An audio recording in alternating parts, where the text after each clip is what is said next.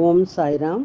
ஸ்ரீ சாயின் ஆசீர்வாதத்துடன் ஸ்ரீ கோவிந்த் ரகுநாத் தபோல்கர் என்ற ஹேமாத்மன் இயற்றிய ஸ்ரீ சாய் சச்சரித்திர கிரந்தத்தின் அடிப்படையிலே தொகுத்து மூல மராத்தியிலே விரிவுரையுடன் இயற்றிய தைந்தின் சாயிபோத் பேராசிரியர் டாக்டர் சீதாராம் கணேஷ் தேசாய் அவர்கள். இந்த நூலின் தமிழ் மொழிபெயர்ப்பு ஸ்ரீ சாயின் தினசரி ஞான போதனை தொகுத்து வழங்குபவர் டி.ஆர். மாதவன் அவர்கள். பிரார்த்தனை.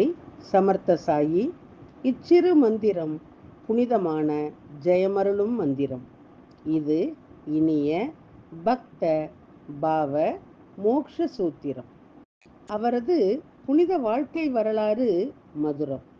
சாய்நாதர் கடவுள் பக்தியுள்ளவர், தர்மத்தை பின்பற்றும் பிரபஞ்ச பாலகர். இப்போது இவர் வாழ்க்கை வரலாற்றை பாடுங்கள். மன அமைதியை பேணுங்கள். ஈஸ்வர் அல்லாஹ் ஒருவரே கூறுவார், கடவுளில் வேறுபாடு இல்லை என்பார். சாய்ராம் உங்கள் அன்பான சொற்கள், பக்தியும் மரியாதையும் அருளும் வார்த்தைகள். ஓம் ஸ்ரீ சாய்ராம். ஸ்ரீ சச்சிதானந்த சத்குரு சாய்நாத் மகாராஜ் கி ஜெய். ஓம் சாய்ராம். ஸ்ரீ சாயினுடைய இன்றைய ஞான போதனை, அத்தியாயம் 12, ஓவி 20. கடவுளினுடைய அதிர்ஷ்டத்தால் ஒரு முறை எவ்வாறு விசித்திரமான சம்பவம் நடந்தது என்பதை இப்போது கேளுங்கள். இது ஒரு கடின உழைப்பாளியினுடைய விதியிலே எழுதப்பட்டது. சாயியுடன் அரிதான சந்திப்பு. விளக்கம். கடவுளை விட மகான்கள் பெரியவர்கள். நல்லதை வழி காட்டுகின்றார். பலவீனர்களுக்காக அவரது இதயம் உடைகின்றது. அகத்தீஸ்வரன் சமுத்திரத்தை அழிப்பவன், அறிவிலிகளை அழிக்கும் மகான் அந்த சூரியன் ஆவார். மகான்களை நம்பினால் அறிவில்லாதவர்களின் அறியாமை அழிந்து ஞானிகளினுடைய அகங்காரம் விலகி அவர்கள் மனதிலே இணக்கம் உண்டாகின்றது. ஒரு முறை ஒரு விசித்திரமான சம்பவம் நடந்தது. ஒரு விடாமுயற்சியினுடைய நெற்றியிலே எழுதியிருந்தால் சாயியை சந்திக்கும் வாய்ப்பு கிடைத்தது. அந்த நபரின் தீர்மானம் அசைக்க முடியாதது, ஆனால் தற்செயல் அரிதாக இருந்தது. அதனால்தான் அந்த நபர் ஷீரடி சென்று தன்னுடைய குருவை தரிசனம் செய்து பலன் பெற்றார். ஒரு முறை நாசிக் பகுதியிலே வசிக்கும் மூலே சாஸ்திரி என்ற மிகவும் கடின உழைப்பாளி தனது சிறந்த குணத்தால் ஷீரடிக்கு வந்தார். எப்போது வேண்டுமானாலும் ஷீரடிக்கு செல்லவும் திரும்பவும் யாருக்கும் அதிகாரம் இல்லை.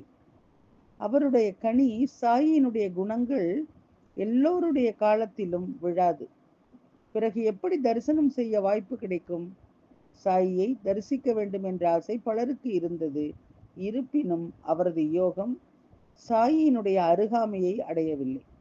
பின்னாளிலே அந்த தொலைநோக்கு பார்வை தடைப்பட்டு பாபாவினுடைய அருகாமையால் பலர் தவம் செய்தாலும் தொடுவதாலும் மனம் திருப்தி அடைந்தனர். ஆனால் அவராலும் ஷீரடியிலே நீண்ட காலம் இருக்க முடியவில்லை. பாபா அவரை இருக்க விட வேண்டும். ஒரு நாள் மாமா மகாஜனி மும்பையிலிருந்து ஷீரடிக்கு போனார். ஷீரடியிலே ஒரு வாரம் தங்கிவிட்டு திரும்புவதே அவரது எண்ணமாக இருந்தது.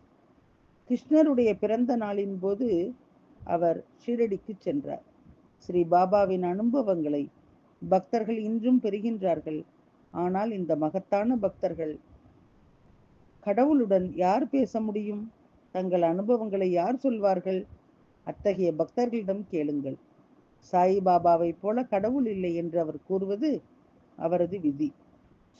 ஸ்ரீ க்ஷேத்திர ஷீரடிக்கு வந்து ஸ்ரீ பாபாவை பிரமிப்புடன் விவரிக்க முடியாத மகிழ்ச்சியுடன் தரிசிப்பது.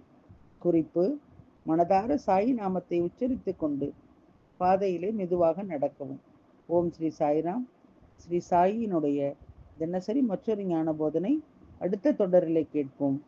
சாயியை பணிவோம். சாந்தி நிலவட்டும். ஓம் சாய்ராம். ஸ்ரீ சச்சிதானந்த சத்குரு சாய்நாத் மகாராஜ் கி